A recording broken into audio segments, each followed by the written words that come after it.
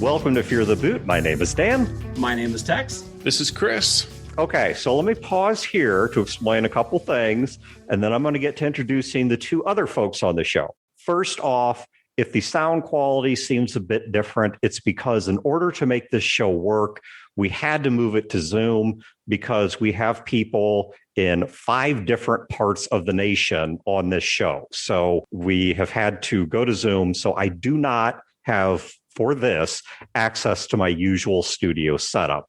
The next thing you may have noticed is that 2 names you've not heard in a while have just showed up on the show, which is old Tex, and he's going to need that name for a reason, because this is Tex, who is, of course, my older brother, and he was on the show for a stint some years back. Those of you that have been with us for a while remember him. Those of you that haven't been with us that long have probably at least heard me mention his name. And then there is, of course, the omnipresent, at least in spirit, old man Hussey, who is, in fact, like the Titan Kronos. He predates us all and will still be chained somewhere beneath our feet when we all pass away in Olympus Falls. And he's got himself muted because he can't use technology. Go ahead, Chris. No, I was just nodding in silent agreement with what you had to say. That seems pretty accurate to me. You're the first person I know who nods in silent agreement with his lips moving while on mute. But let's move right along. All right, so joining us today, we've got 2 additional people. I guess we'll call them new people that are guests joining us, which first we'll go with, I'm just going in the order I see people in Zoom on my screen. We will start with Ben. Hi. Ben, would you like to introduce yourself, explain a little about who you are, because you're probably the most qualified person on here.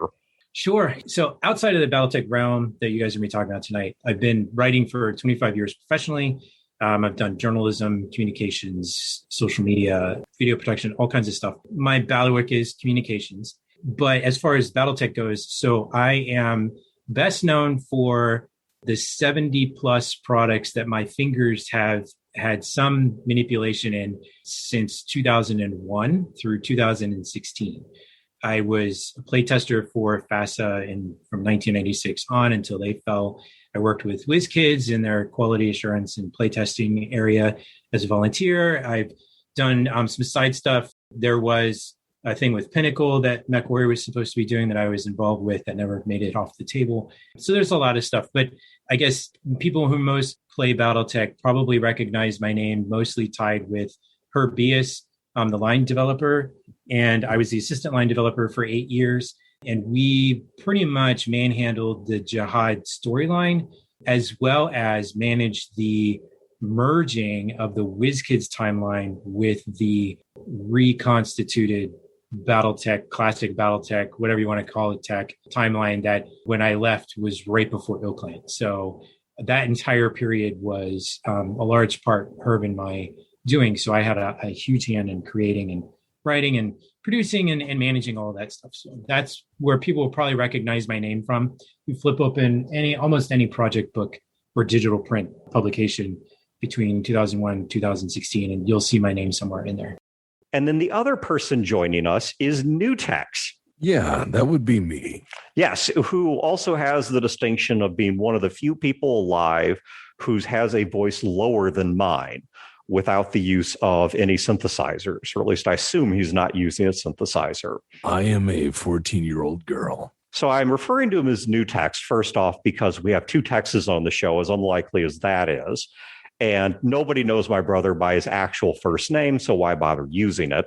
But if you recognize the voice of New Tex, where it is probably from is he is the narrator host. What do you call yourself? I am the writer, researcher, narrator, host, and co-scorer, co-editor of Tex Talks BattleTech. Tex Talks BattleTech. Okay, so that's a YouTube show. So if you're interested in getting some focused BattleTech love, which if you've not guessed, is what you're about to get here.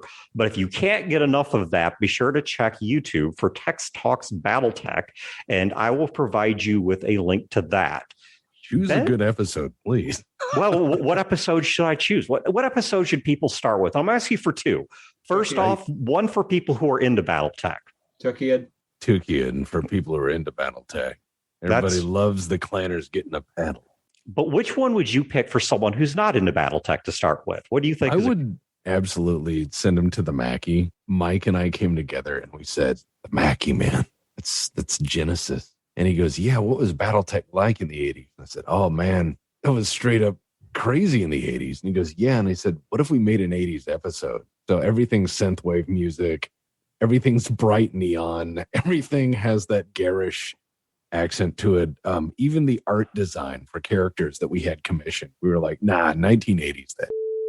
What we're going to talk about today, since we've got a mix of people here that are involved with BattleTech at a variety of creative roles and capacities, or in the case of me and Old Tex, have been previously involved in the creative thing, is about the intersection of real life realities, whether they are personal, whether they are business or marketing related, along with the game products and the stories and such that actually make it to print. So how the real people and their stories affect the games that you are playing.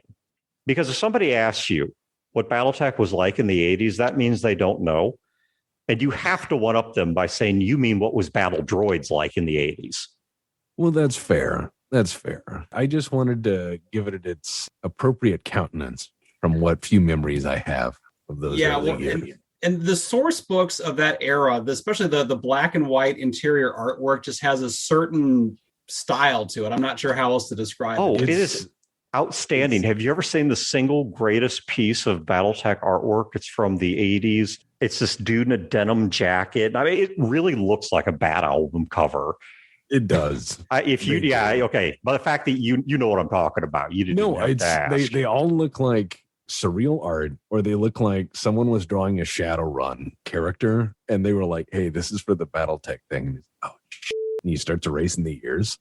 Like there was so for no reason, you'd see like a guy with a longbow and a guy with a mace and a guy wearing scale mail, and then they like drew in a mech pilot on the end, and they were like, "This is a BattleTech picture now." So I'm stuck to a headset right now, so I can't move around. Otherwise, I would love to give a page number from the Shadowrun 2nd edition rules book, because there's one picture where I would bet all the money I have had, or ever will have, that what this guy did was drew his role-playing group as a group of Shadowrunners, and that was the picture. I mean, it is Tim Bradstreet. It's probably a Tim Bradstreet piece too. I think it actually was a Bradstreet piece. Because that's what he did. There are a series of photos of 4 dudes standing around, and in my gaming group, we call it, quote, me and the boys. And there's so many of these 4 guys standing around in Shadowrun and in BattleTech. We've noticed it'll be like 4 guys on a gantry with a dropship in the background, or me and the boys. When we were doing the art review with George Ledoux, we just kept realizing it's like, it's another goddamn me and the boys photo. Well, the other one that we keep finding, I can't remember who drew it, is what we called Cool Cruising Jaime Wolf, or Jaime Wolf, if you prefer. I've actually heard even the people that write the character pronounce it both ways, so I don't know what the correct one is. Well, didn't the BattleTech Brain Trust get together a year or two ago and decide like the official pronunciation for a lot of these things? Because like, is it Davian or Davian? Yeah, or is it Marik? Drow or Drow? Yeah. But if you look through the BattleTech source books, there are all these pictures of the exact same guy who looks exactly like how they drew Mr. Wolf, whatever you care to do with his first name. And he's always just in these random shots, driving around, oftentimes in a car, completely oblivious to whatever is occurring in the background. Like there can be hell on earth unfolding, but here is this same guy just whooshing past in the foreground. And we could never make any sense of it. And so we just came up with our own headcanon for that art, that Jaime Wolf is just an utterly out of his mind, oblivious lunatic who, truth be told, doesn't have any clue what's occurring in the universe. Well, all he has cool to do guys. is, Cool guys don't look at explosions. I mean, and you do a rail or two that Canopa's battle powder, and suddenly the war zone's really exciting. So Ben, what was the first time that you actually who had them when you first saw their offices? The first experience that I ever had with any of the quote unquote bigwigs at the time, we were denizens of virtual world on North Pier all the time. And I did not know this at the time, but when my league team met, we were actually playing with and palling around with Mort Wiseman and Sam Lewis and, these Phasic creators. And I probably Randall too, as far as I know. We had no idea. We were just, a bunch of college kids just totally engaged in this mech combat, which is what brought me back to reintroduce me back to BattleTech, because I played it in the 80s during high school. So, when I got involved doing play testing, that was from a distance. And then the WizKids connection, the FanPro was based in Germany. At the time, the publisher and line developer was out of Germany. I've never actually seen an office from any of the iterations who's owned any of the IPs, actually. So, yeah, all my stuff has been basically remote. Have you guys seen, there was a documentary on YouTube that came out somewhat recently that talked about virtual world? And one of the things that I was really fascinated to learn is, my brother and I had also gone to Virtual World on the North Pier in Chicago, because we lived in St. Louis at the time. And so we went up there and, spent all our allowance there. And, it seemed so high tech and so polished and so fancy. And then, to realize that behind the scenes, they were literally making it up as they went. And some of that stuff was literally handcrafted. Oh, yeah. Yeah, it was just amazing. Those pods, I think it was really cool because it was the immersive aspect of it. I mean, at the time, video arcades, the old Star Wars pod for the wireframe, Death Star trench run. I love that. That was always in that one. That game was the sit down version of that game, easily one of the best arcade games ever made. Just a riot from start to finish. And even if you were successful and you restart the mission again, it was still just as much fun as the first time. And I remember at North Pier, the virtual world was a big thing, but they had the dactyl attack, which is like the true first VR immersion, because that had the helmet. Yes.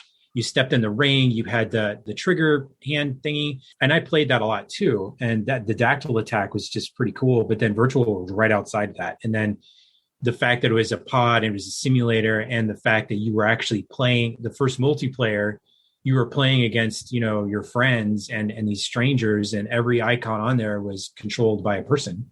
That was like the beginnings that we started to see that later on, morphed into take for granted now with multiplayer, online. So it was just that whole novelty aspect. Plus it was just giant robots with guns, and we had war stories after, and we would make missions up if they didn't give us stuff. And that whole imagination immersion just really fed who I am, because I'm very much a creative type. And that just really got me rolling from there. So dactyl attack. Do we want to describe this to people? All right. Let me back up. All right. So small rats. Yeah. All right. Let me explain what dactyl attack was. All right. Yeah. For anyone that was not a 1980s mall rat, as Tex put it here just a second ago. It was as Ben said, it was one of the very early, if not the earliest, virtual reality video games that was available outside of a concept stage. So at a consumer level where you could walk in somewhere and play. Once again, if it wasn't the first, it was very, very early in this. It was the very first thing I ever laid hands on personally. Yes. And they actually not only had those at Virtual World in Chicago, I'm sure they were in other places. They also did exist down here in St. Louis. There was an arcade called, I believe it was Exhilarama, that had them.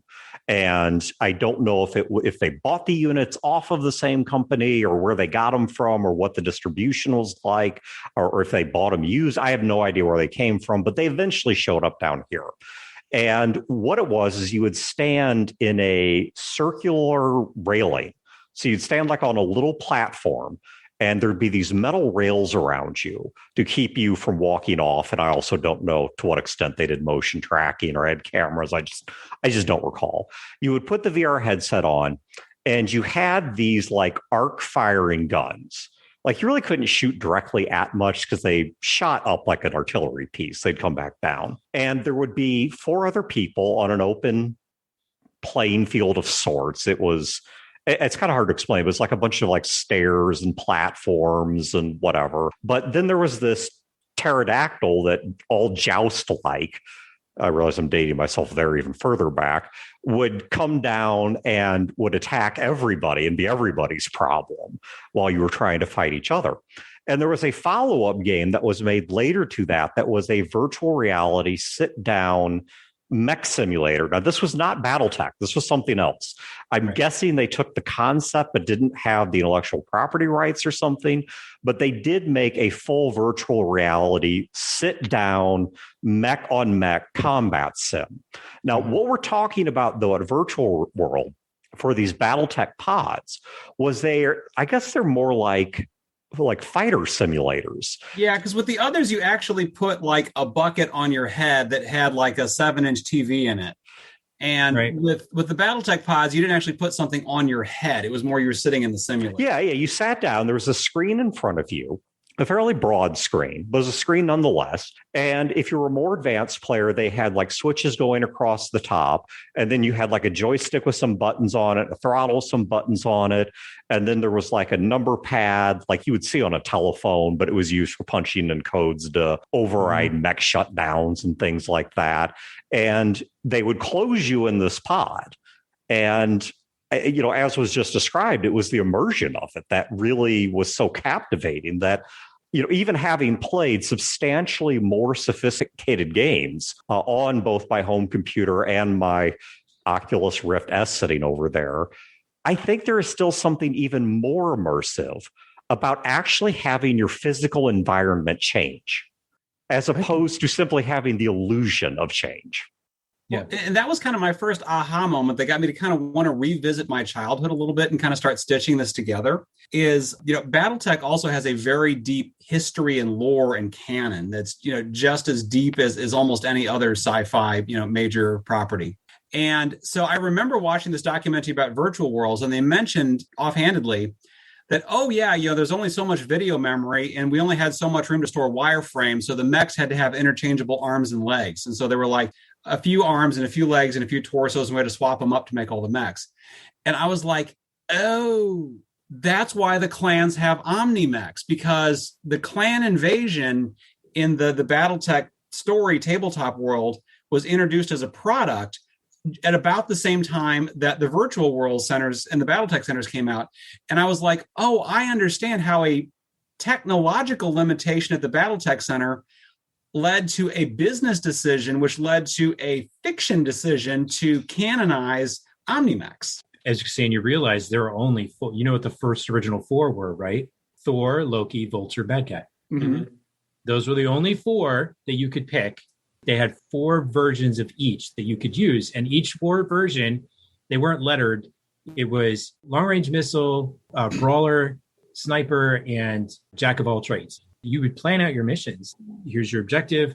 But I love the Vulture and just the missile spam that it would give. And I absolutely loved being the fire support. That's typically any game that I play these days. I'm a fire support. So, but yeah, that was the original 4. And I remember because I had just gotten back to the game and they had the plastic cast pieces in the box that you could buy at Virtual World of all the mechs. And I bought a couple of those that I carried with me up, when I moved. I had them up until probably about a couple of years ago, and I gave them to a friend's daughter for her birthday. But you're right. That's the story I've heard too secondhand, is that the pod idea from Virtual World then moved into the canon, which helped build this entire new technological base for the clans, which made sense, and blah, blah, blah, blah, blah, on and out from there. But if I'm not mistaken, the pods also, and I think you're starting to talk about this, codified something other than the appearance of clan mechs, which is how all mechs were piloted. Yeah. Which is the use of a throttle and a pair of pedals to control leg movement, and then a free joystick with 3 buttons on it that created the 3 firing groups of the battle mech and was used to control the torso and arm movement. And if a weapon was torso mounted, it would simply lose its reticle at a certain point.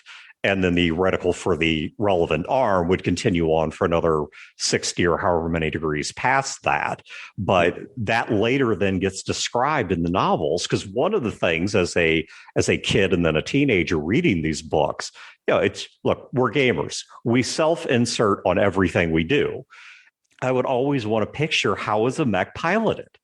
And there was no consistent description until there was a certain point in history. And I first remember seeing it around the time of the Blood of Krinsky trilogy. And it may have been in a book before that I just don't recall, where they started describing this setup where you had the switches going across the top, the throttle on the left hand, the pedals for a right and left foot to control steering, the joystick with the 3 firing groups for weapons. And all of a sudden, I could make a cogent picture of it. And by the time that I first sat in one of those pods, it was like a boomerang. That knowledge came back. So I went from the novels to sitting in one of the pods and already knew how to pilot the pods by virtue of the pods having been described in abstract in the novels. One of the cool things, too, is that they gave us the actual specs for each of the units. So like we knew how many seconds you had for reloads. And so we would actually, on the drive from Northern to North Pier, we would actually plot, okay, take this weapon loadout because we know that this time you can spam X. This was like back when people started to know, like, FPS and all that, how many shots you can shoot, you can do in 30 seconds. You're going to run and sprint for count to 10 and then, fire off everything back up because it's going to take X amount of, because we had definitive times in real world timing, how long it would take to dissipate heat, how long the missiles took to recharge in the computer, all that stuff. And it was just, it was mind boggling that type of strategy that I see, it's like commonplace now. But back then it was like a novel thing. And that was like an entire hour's car ride, figuring out that strategy and then coming back with the war stories after that. It was awesome. Do you still have your manual, your booklet from the virtual world? Oh, I do. And it's pristine. Well, here's the story. My hat here, because I was remember watching some episodes of Tex Talks BattleTech, and I was just completely enamored that, like, the American Civil War could be like 3 solid hour documentary. Like, I was just blown away by like the fact that somebody would turn that into a 3-hour documentary when I remember it, being 5 paragraphs in a source book. I did some digging, and I will say this. My first draft was easily 6 to 8 hours, and my editor... I'm okay with that. No, my editor was like, okay, no. So... I would sit through that. I may revisit it. Just for him. Yeah. Here's the just for old Tex. Here's the full 8-hour direct to Snyder cut of the Amarisku. But what got me thinking is I was watching Michael Todd and Travis Gardner had gone and grabbed some of the OG people from FASA and watching Tex talk about, the rich history and lore and canon of it and realizing that I had this aha moment where, like, oh, the mech pods created Omni-Mechs in the canon. And so I was wondering what other things in the real world created fictional world canon. And like, if the 3 big inflection points in BattleTech's history are the clan invasion, the jihad, and the Dark Ages. And so I was curious what was going on in the real world with the real companies with intellectual property around the time that those 3 major things happened. So I'm going to obviously punt that one to Ben, Old Man Hussey, and New Tex, because I would, just for no other reason, I want to hear New Tex talk more.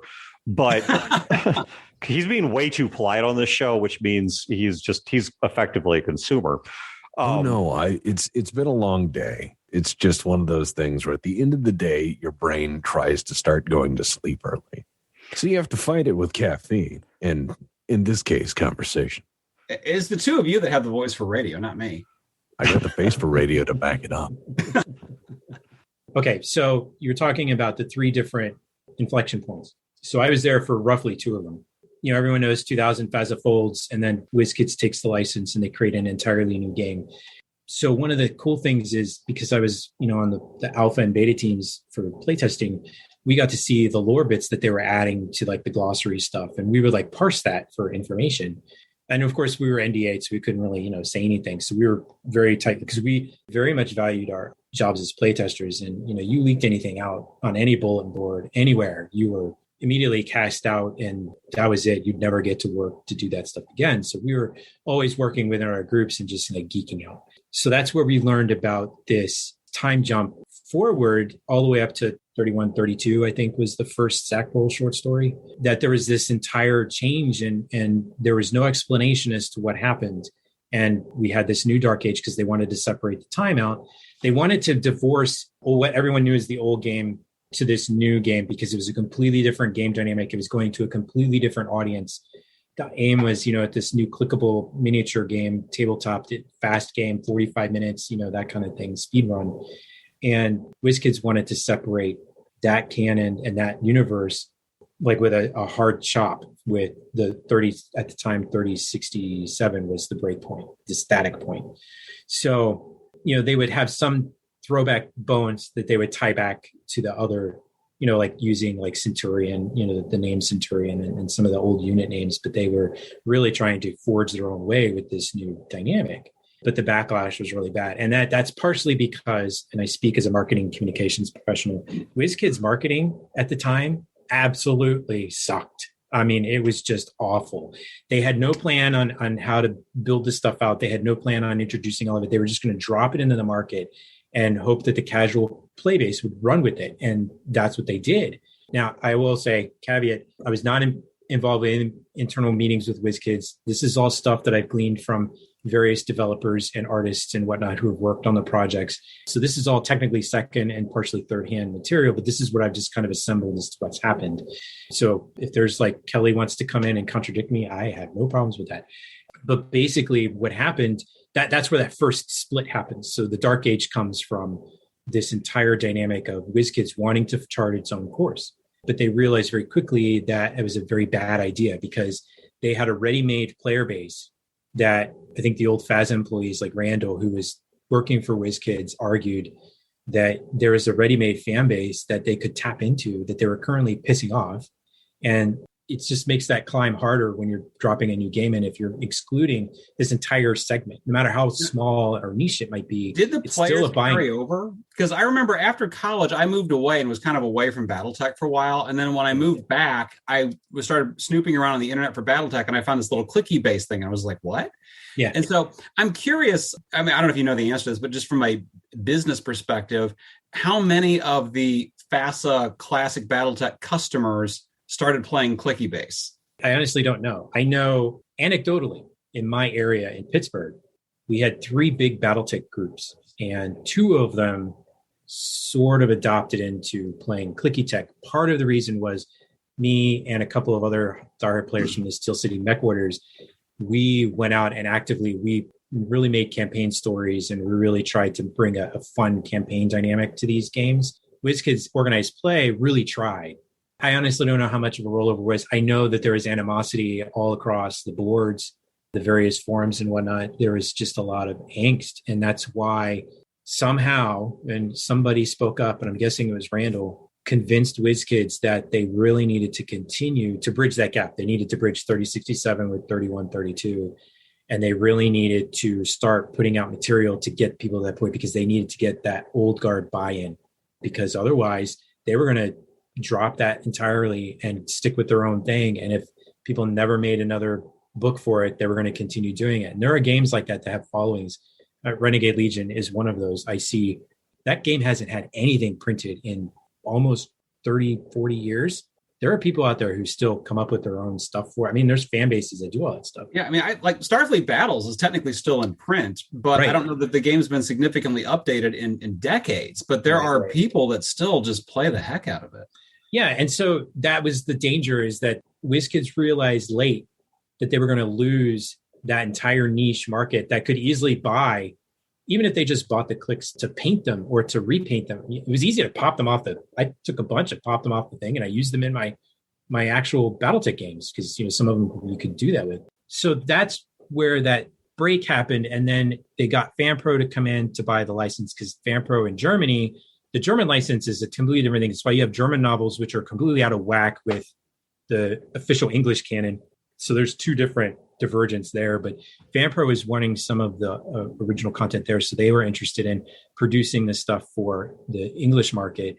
And so that's where they contracted for the print rights to do all this print product. So we had this 3-year lull. And in 2000 to 2003, I think so, Dawn of the Jihad was the first print product to come out that would actually make an attempt to explain the beginning of this gap. Okay, so the jihad was really introduced as a retcon to explain that, like, okay, we were here, we jumped 60 years into the future, and now we have to start filling in what happened in this 60-year gap. Yes and no. Yes and no, yeah. Okay. So the jihad was actually, so FASA actually was going to have a Comstar revolt. That was in the plan. And yeah, no, I have this. that. I know that only because you mentioned the meals, Dan, where all the FASA people would sit around and stuff. I got to be at a couple of those in the mid 90s. And yeah, before FASA folded, I was given a document that was going to lay out everything that was going to happen in regards to the Comstar revolt, the jihad, and it didn't tie it into Dark Age because obviously that had not come about yet, but that plot line was laid out to a certain extent as to how that was going to go. Yeah, so all the books and all the material was leading to that point. They had already known that was where they were going. And if FASA had held on to the license, turn of the year, you would have seen these major events start to happen. So it was weirdly, so we're talking about real life and things in the game. The inflection points you have are really good, but a lot of misconception that still exists today, but to much lesser extent now, is that the jihad was named because of 9/11. And that wasn't the case. It was just an unfortunate circumstance. The jihad was named the jihad back in the 90s. That document that Chris talks about, Herb's seen it, and that's where the naming was from. And there was actually a hard discussion. Do we continue forward with this name? And it still carried the context of the Comstar Holy War. And it was that was the nomenclature that worked. And it was an unfortunate, tie to real life in that sense. And funny side story, both Herb and I got extensive background checks because of our work with BattleTech and the jihad stuff. When I went to work with the Spy Museum in DC, they did an extensive background check, and I got questioned about it several times by CIA and FBI agents who were tied to the museum that were hired to do the background checks. And that was a fun conversation. So the jihad thing was just an unfortunate context, but that's where that all came from. But that was an actual plan from the start. So what Randall did was take that as the starting point, and then we did not plot jihad to 3032 in one go. To be honest, that was a year by year thing. Every book that we were putting out, we spent a year ahead of time. So Dawn of the Jihad came out in 2003. So 2002 was plotting out 3067, 3068. Then the next book was 3070. That was plotted out the year prior before it came out. So we started building this timeline document.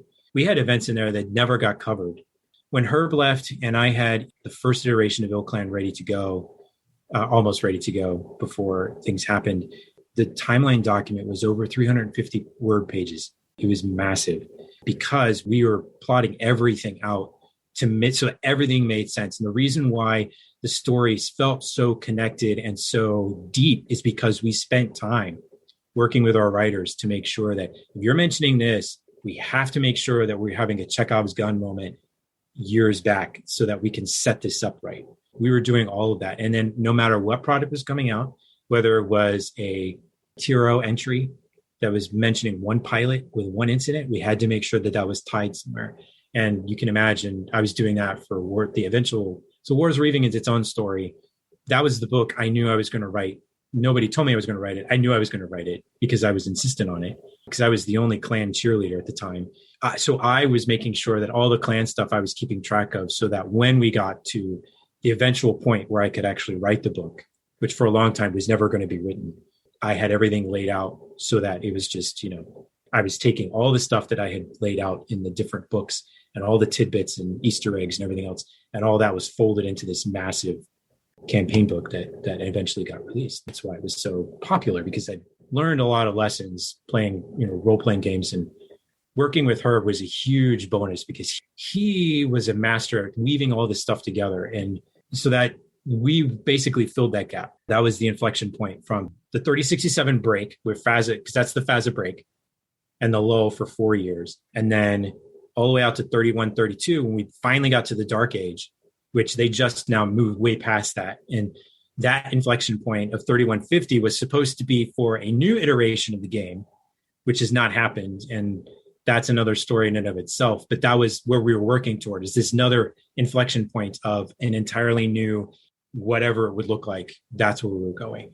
So let's jump forward a little bit in the real world then. So at some point, clicky tech goes away. It's no one's making clicky tech BattleTech anymore. And so now BattleTech is back to, quote, classic BattleTech. That's the only tabletop game now. When the product line changes and when the product line pivots back from clicky tech to classic BattleTech, did that influence the fiction or the canon or the story? So what it meant to us, to Herb and I, was that we suddenly didn't have to conform to stuff that WizKids was putting out, because WizKids would still put out dossiers and little tidbits on the website about stuff. And the good thing is they had people writing that stuff like Randall and contracted freelancers who had BattleTech experience and knowledge of the canon. So they were actually able to tie that. I shudder to think if they had some rando guy who didn't know anything about it writing that stuff, because we would have to go through an inordinate amount of hoops to try to convolutedly make this stuff canon. And we had already spent several years building the jihad through our product, that we wanted to make sure that we finished that. We had conversations like this.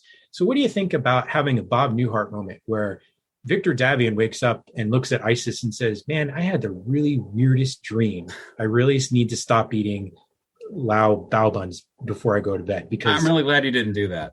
No, because I think it would have been disingenuous, because to be honest, the loudest people were the minority of who hated it, because we've been writing such good story and campaign. We really wanted to lean into that. So we made the choice, I think for good, although some would argue for ill, to move forward with that. So what that actually allowed us to do was to be a little bit more free. There was no more WizKids oversight as far as like sticking to certain things, like this faction has to come into play, so you have to build the seeds for that faction. So Steel Wolves is a good example. We had to make allowances to that so that faction would plausibly come about, and we didn't have to do that anymore. We didn't have to worry about them putting in tidbits about the fall of Terra in some weird way. This character Stone is a good example. They never came up with a backstory for him. They just said Devlin Stone sounds like a cool name, let's use that. And we came up with convoluted backstories that worked for that. And we actually leaked 3 of those theories in some of the books that we did. So we had more freedom. So what that actually allowed us to do is more product that catered more to what we wanted to write BattleTech for. And we had no restraints as far as what that future hookup. We still knew that we had the 3132 to 3140 to that 10-year period we had to work towards, because that was still set in stone by the product and books and stuff that WizKids had put out. We still had to work towards that, but that was our goal. And now we had a much more open road to get there. And what that allowed us to do, because WizKids said, you're not talking about the homework clans. That's not in our product vision. We're not going in that direction. Just ignore it. We don't want any of those factions in play. And so our canon reason was they went silent. And, there's some horrible war. Some third-rate marketing person called it the War of Reaving. Had no idea what he meant by that, but he just threw that in there in the early glossary, and that's what we had to deal with. And so we stuck with that. And then now all of a sudden, those gates were gone, and we had like this open tunnel that we could run through. And that's when I started pushing to have Wars of Reaving come out, because now we could tell that story, but we're not beholden to the limitations that were set before. Now we could tell that story. And that's where we had the freedom to put that out. And I had the freedom to completely set up the fall of Terra in total chaos, which details the Jihad War all the way to the fall of the Master, the invasion of Terra, which was awesome for me to be able to plot out and do. Those things we couldn't have done before, and now we could do them. And that's what allowed us to play with that. So real world implications of like losing a license or having license limitations and a company's like projected goal of what they wanted. So, we're going back to WizKids. This is the game they wanted to sell. This is the nebulous backstory they had for it. They allowed us to make those connections. And then when they took the game away and stopped putting the novels out, it gave us free reign to run the rest of the way through to make that connection and then go past that. So, inflection points in the real world really do have an implication on how product stuff hits. And, it's funny, people complain, well, you did the watching the conspiracy theories or just, the conjecture about this, that, and the other. And there's a lot of times we can't see anything because we're under contract, NDA, not to talk about stuff. And I mean, I saw stuff in the playtest notes back in 2001 that just sent us out the window because we're like, who wrote this stuff? They obviously have never played this game before. And now they've got like these Word of Blake ghost machines and, they wanted to have tripods in the vein of War of the Worlds. Right. Oh, yeah. I remember those. I was like, what the hell? Well, at least we got it to like super heavy as opposed to these bizarro. They wanted like the full tilty. Oh, God, it was strange. I'm going to kick this one over to New Text because I want to hear more about these tripods because I only became aware of them when they came out as the super heavies. And I even recoiled a bit at super heavies because FASA for decades, and while in the companies in the middle for decades had resisted. I mean, there was this kind of big munchkin group that wanted a 110 ton or a 200 ton mech, and they were always told no. That really goes back to what Old Tex was talking about, inflection points. WizKids wanted a big, heavy tripod, big base plate unit. And it didn't matter what FASA's vision. They didn't know, FASA didn't own the IP anymore. It was WizKids' IP to do whatever they wanted with. They wanted that. So it became our job to figure out how to make these come into life within the canon constraints that we had. So this is a bit cynical on my part, and I may be asking you to conjecture a bit cynically, but do you think the 110-ton mechs were allowed because of the fact that they necessitated a higher dollar product? Knowing what I know about marketing and business practice, yeah, it makes sense that they were looking for the next level of things. They were trying so many different things. They tried Merc team units. Remember, I call them the Devastator set, but it's the arena mechs that were purple and yellow and just, the Gravedigger and all that weirdo Solaris mechs that they wanted to have a Mad Maxy badass grouping that they could sell 4 mechs in to use because they were finding the squadron sets for Crimson Skies was working. So they wanted to do that here. And people were griping about the blinds. They didn't want to do blind draws. They wanted to see what they were going to get. And that's where that comes from. That I'm almost positive the 3 tripods they did was built because they wanted something different and cool and not set to the old ways that would like show that they're moving forward with things. And so we had to find ways to justify it. We had no say and we can't do that. Didn't matter. It was their IP. You either give it the program or you don't write for them anymore. And, that's what it came down to. So we had to find ways to justify. And we took a lot of heat because people think that the writers just decided they were bored and wanted to come up with this. And it's like, no. It's a market thing. And sometimes if you want to get paid and want to do that work and continue writing in the universe, this is what you have to do. And so that's what we did. I personally didn't have a problem with it. I love special ops and secret projects. I have a neighbor who works for an Alpha Pit agency that begins with a D. So that kind of stuff's always really cool to me. And I had no problems, diving into it. Now, trying to figure out how they walk and all that stuff, leave me alone. I didn't necessarily like the tripod. I actually advocated for a centaur type setup where 4 legs is a quad, take the Sirach and then slap the torso of a medium mech on top, like a Phoenix, and call it a day. I mean, that's ace in my book. But, what do I know? Yeah. So one of the things that, of course, always comes up whenever you have, especially large teams of people working on a product, I'm not going to speak to this in terms of recent BattleTech stuff one, because out of respect for Ben, but also because, 2, I will fully admit I stopped following the fiction somewhere in there. But you certainly have no problem finding this in the older stuff, is where internal consistency starts to break down. Because there are this many people working on it, they invariably contradict each other or come up with different explanations for a same event. And sometimes you can handle that in, hand waving sort of ways. Well, it's like the real world, nobody exactly has the same version of events, even if they were physically present for them. But New Text, as the unofficial Ken Burns of BattleTech, what do you do with that? You have to understand, it's really, really wild for me to look at the diaspora of created content around a common theme, especially when it's done the shotgun method. A really good example of that would be like Star Wars. You look at Star Wars, and they got into this extended universe where they did young teen book, they did adult books, they did comic books, they did video games, they did all this stuff. And then it gets all over the place, and they have to go, okay, well, what do we do with it?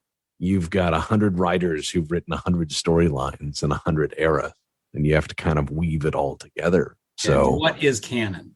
Exactly. You have to have someone with a stick go through and go, this is good, this is not.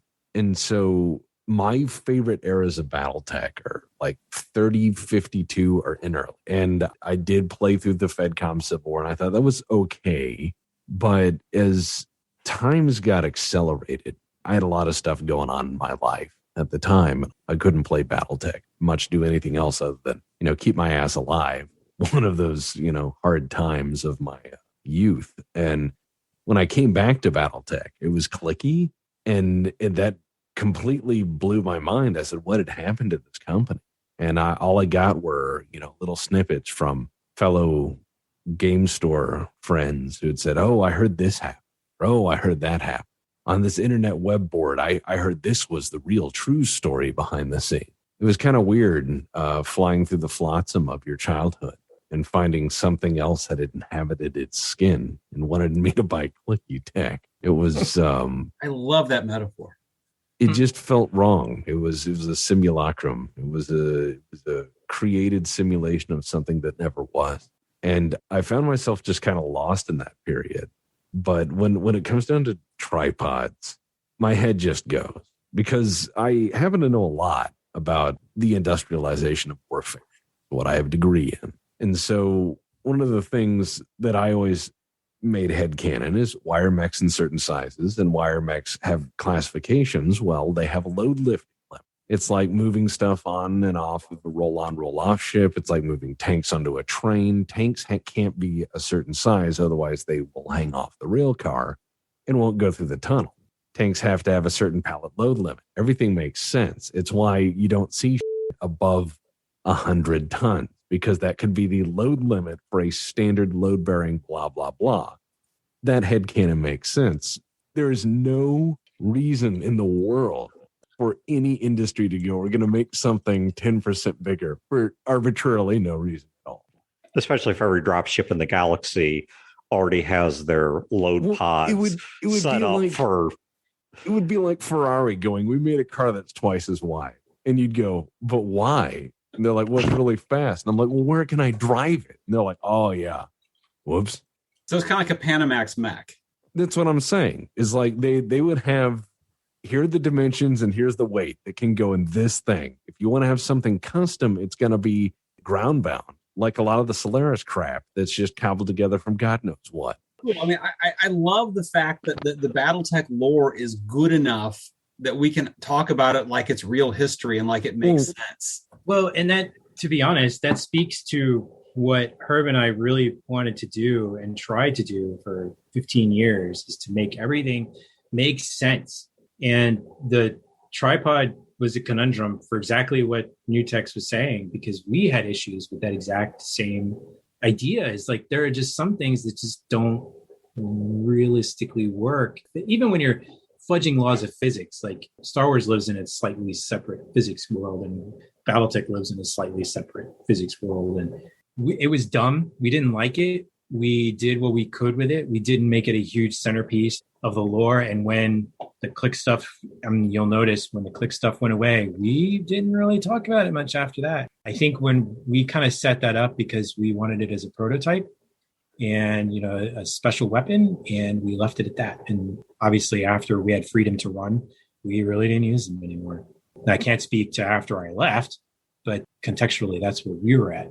And maybe that's a good place to end this show, is because of the fact that it draws it around full circle, because where we started was how real world realities and business realities were driving the creative side of BattleTech. I mean, one of the things we were kicking around before the show is product runs. For example, a production run on a typical book is usually in the sometimes single digit hundreds or single digit thousands.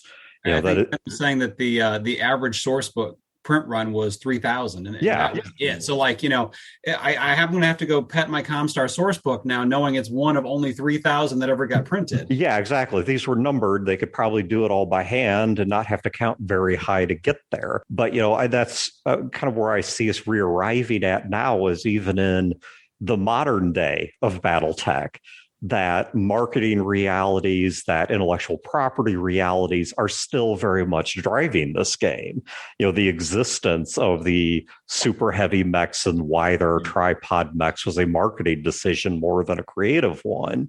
And I will say, too, that that's also true in the products that actually do make it to the table. So why do you think that there's so many mercenary handbooks and remastered handbooks and updated and revised versions of the mercenary handbook? Because that's one of the things that people really love, is the idea of the mercenary. So it's because you can make your own. You can make your own unit with your own heraldry and your own backstory. And exactly. And that's you why control the creative narrative in your game. Mm-hmm. So people for a long time would decry, why isn't there more clan books? Why aren't you doing a handbook for each of the clans, not just Warden and Crusader? And, the reality is that you have to look at the sale reality. This one sold 1,000 units, but they sold over 5 years to sell out. Whereas, a Davian book sells 2,000 units and it's gone in 2 months. Well, guess what more product is going to be put out? Davian, because that's what sells. Now with the internet and with Kickstarter to more quickly engage with your fan base and see what they want. Yeah. So we were talking earlier about the BattleTech Clan Invasion Kickstarters. If you look at the majority of all the tier goals and everything that's there, it's all miniature based, because they know that's what the buying public for that is going to be, the attraction of the miniatures. It's not, they threw lore stuff in there, but it's a small percentage based on everything else. Well, I'll tell you what had me was the plastic mechs and the neoprene battle mats, because I have kids. Yeah, I don't want to give my kids a paper map and a metal mech. You have to play to your market. Randall was very open about this. When we did the handbook series, we did 2. They were not great sellers, but the only reason they did the other 3 was because Randall was a completist. For all those 5 factions, he wanted fair play for all of them. And that's why it took forever to get them all out. It took me 4 years to finally get Krita done, because it was a quote unquote vanity project. It was always the last on the list to get in the queue. But again, you go back to what your market is, your audience and your market is telling you. That's where you do your runs. And there are some people who get, they get fixated on, okay, Boba Fett. Everyone gets fixated on Boba Fett. He was in one scene in the second movie, but he looked cool and everyone loved him. And so now look, we have Mandalorian and we have all the Clone Wars stuff that's all Mando based and armor and blah, blah, blah, blah, blah. You go where your market and your audience is predominantly, and everything else kind of tails with that. As much as we want to say that our world building and our canon is everything, and the strength of the writing does all that, it's really audience based. And that's the one thing I learned when working with Herb is, first thing he told me when I joined as assistant developer is, you're not gonna be able to write what you really want to write unless it's really what the audience wants to, because ultimately what it comes down to is to make money, to sell stuff, to keep the game viable. You have to go where the audience, you have to write the stuff and put the stuff out where the audience is. Yeah. That's where it is.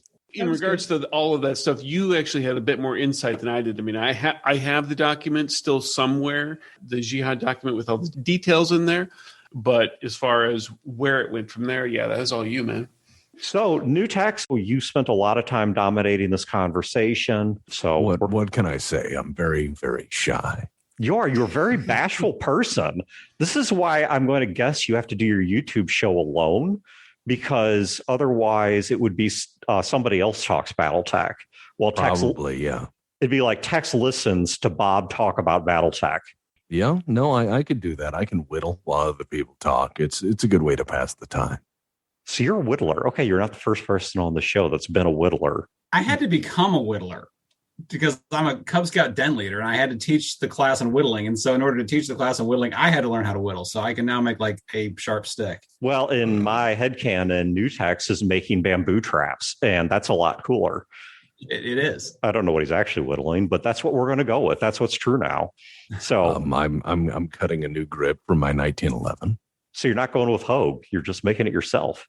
Make it myself. Yeah, I'm not a terribly crafty person or terribly handy person. I have Well, I've said on the show before that one of the reasons I never got into miniature painting or miniature sculpting is because I have, well, one, I don't have the patience, and two, I have micro tremors in my hands that keep me from being good at it. So right. You only need 2 coats of primer and she's painted. Yeah, exactly. Well, a guy named Brodor on our show, he was giving me a walkthrough of how you can do with primer, a dip, and something else, and then you put a drill on it and put it in a bucket and just fire up the drill, and apparently that spins it and blasts off the paint in such a way that it looks real, or I don't know. He was explaining it and he made it sound very simple, and I didn't really follow it. Have you ever watched the BattleTech painting and customs group on Facebook? I'm always beyond humbled. I mean, one, I don't paint my mechs anymore because I just do not have time. But then I look at the ones I did paint that I was all proud of, where I actually did a base coat and a dry brush and a wash, and I'm like, yeah, no. I don't know. Texas Paint and Cuss is still a legend in my mind. It is. Well, painting with white was very difficult. So anyway, be sure to check out new Tex at, well, it's not Tex Talks BattleTech.com, or is it? No, I didn't think so. YouTube.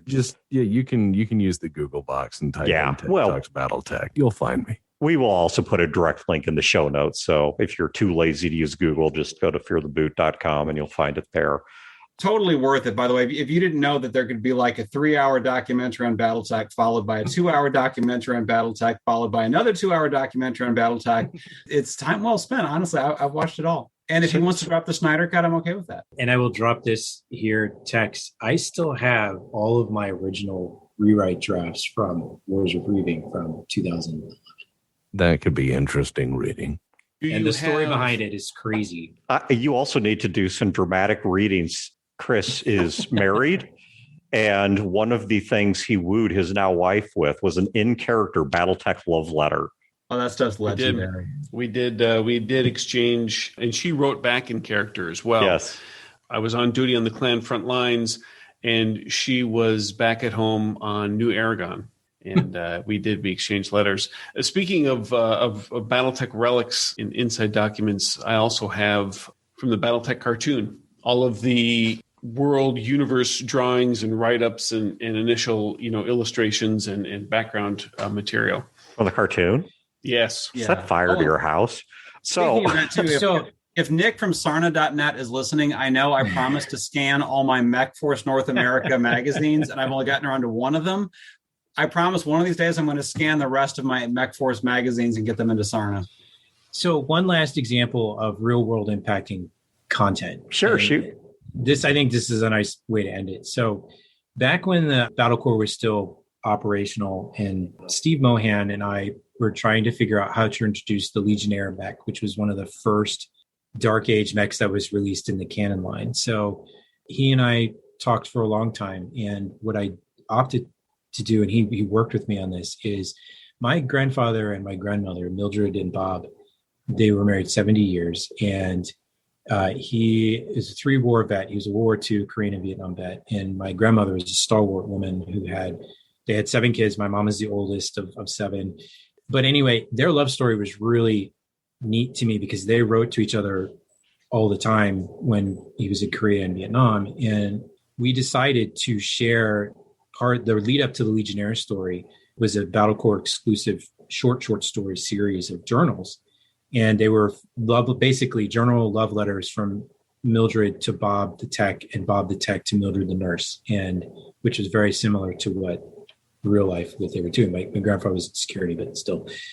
And he used their names. And I shared that with my grandfather and my grandmother way back when it came out, and just walked them through, because they had no idea about, what's this BattleTech thing. But I shared the thing, and I let them read Steve's words for them. And I don't think there's a caveat anymore about the series, but it was so great because it led up to the real story, which was, about the mech. But that was something, and I do this a lot with things around my real life. I incorporate into my writing and into the world building. And that was a really nice way to do that. Well, the reason I'm mentioning that is because my grandfather passed away in November of last year from his 3rd set of pancreatic cancer. He was also an Agent Orange victim.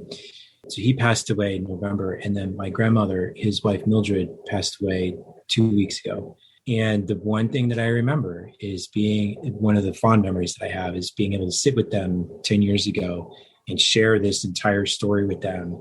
And my grandfather looking at me and just saying, I don't know what any of that is, but I'm glad that my story and her story were told in a way that these kids, I called all of us kids, that you kids will remember and use as a focal point for life. And that was just like the coolest thing. But it was just the thing I just remembered when I found out that she had passed, that it was just, I don't know, I don't even know how to trail from that. It's just, it was so cool. And it's a small thing, but even the biggest things in our own lives can have impact on how we write. It's not just corporate overlords saying you must do this. It's also down to the little things in the writing process. Chris has tons of stories where, he's got things that happen to him that, ultimately have that impact in the writing. And I could share other stories that's the most poignant one. I have other. I think there is a moral in that, which is something that we touched on. Man, I don't even remember when and somewhere back in our show's run, which is the fact that there is no such thing as true fiction. Yeah. That all fiction is derivative from reality, that because we cannot create except based on our own experiences and interpretations. And so when you are reading game fiction or your favorite novel or whatever the case is, you may never hear the stories, but everything that is in there was inspired from something. Everything that is in there came from something. Every story you have read has a far longer story behind it. And I think in many ways that has been the punchline of this episode. So once again, a big thank you to everyone on our roundtable for joining us. A thank you to you folks at home who stuck with us through this. Check the show notes for links, and we will catch you guys next time.